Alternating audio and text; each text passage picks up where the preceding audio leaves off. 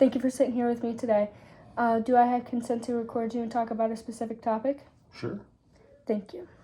Can you just so the topic I'm going to be wanting to talk about is when you were a Navy SEAL and you were in South America blowing up drug labs. Is that okay? Yeah. Okay. Can you describe to me the events leading up to the destruction of the drug labs? So there were ground crew that were sent over from the U.S. government, i.e. ATF, DEA. They would find where drug labs potentially were. They would call in the special forces to go execute the removal of said lab. What was your role in the whole operation? Just an operator. So I was one of the 6 to 8 man team, or the largest team we had was 24, to go out and conduct perimeter security and different stuff. What was the intended objective of the destruction of the drug labs?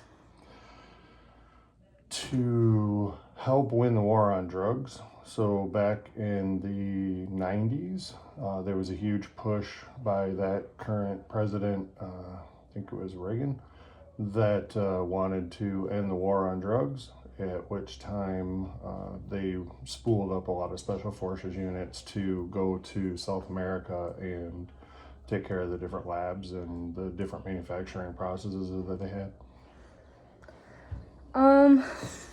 Did the missions align with the established rules and engagement in protocols? Yes. That is good. How did you weigh the potential benefits of the operation against the risks and potential harms? So one of the advantages of special forces is we get a lot of interactive intel. So we have ways of seeing what's going on the ground before we get there. And we utilize the actual images and the intelligence from the intelligence community on what would make our safest entry and our safest exit, and we plan for tertiary problems that might arise. How did these events make you feel as a person overall? Like your first operation to the last? Like I was doing something good for our country. I felt good. I felt like I was actually upholding the mission that was given to me, and got to have a little bit of fun. Was that with every mission you had, or just a few? So I can't get into a whole lot of everything, but the only thing that I've really done is gone to South America on a couple occasions and take care of issues like this. So on other operations that I do know the individuals for, it's the exact same prep work where you dump tons of intelligence in there, you plan for secondary, third, fourth, fifth different type of scenarios, and that way you're better prepared. What training and experiences made you prepared for these types of missions?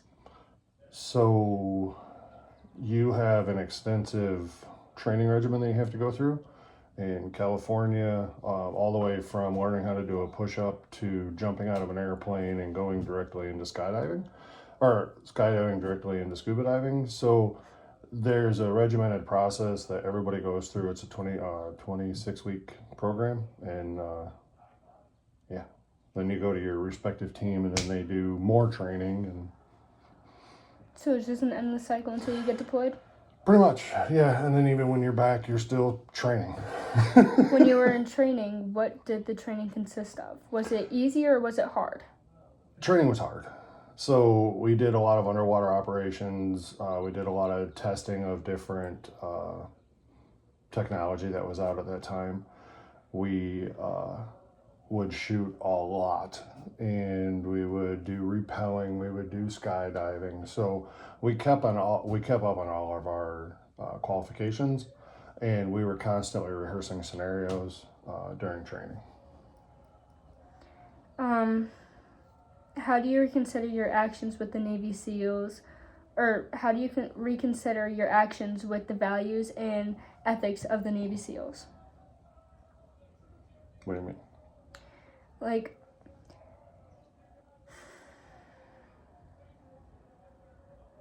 How have my ethics changed from being in that program? In a way, yes. Okay. So I find that there's a lot of the people in the special forces community end up carrying on a greater level of discipline, and in my opinion, they kind of they expect a higher level of discipline. So I think we live our life more in the moment because we're so used to it can be taken away so fast that it makes us a better, more well-rounded person, in my opinion. Does it affect how you live your everyday life now? Yes. In a good or in a positive or a negative way? Negative. What was your thought process throughout all these missions?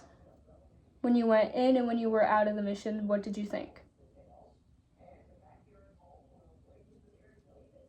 You don't really think. You're high on adrenaline. It's a lot of fun. I mean, you're in your early 20s, late teens, and you're doing stuff that people can't do. So you kind of have an overcharged ego, and it lowers the resistance on what you're about to face. So you just felt like you were confident and you went in I felt like I was unstoppable. guns blazing? Mm-hmm. If you could have done anything different in your time with being a Navy SEAL, what would it be?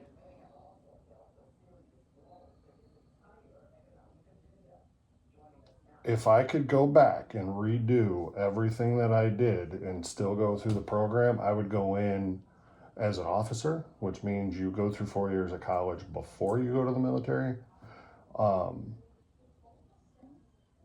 The benefits are fantastic. You still get to be an operator and you're in charge of stuff.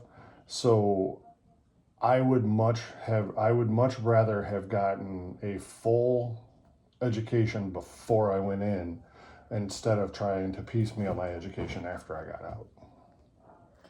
That's a reasonable answer. And I want to thank you for your time today. Mm-hmm. I appreciate you sitting here talking with me about a specific topic, which will better benefit my grades. My time with you has been greatly appreciated. And again, thank you for sitting here and taking your time out of your day to talk with me about this topic. I'm happy to. Anything you want to say? Nope, not today.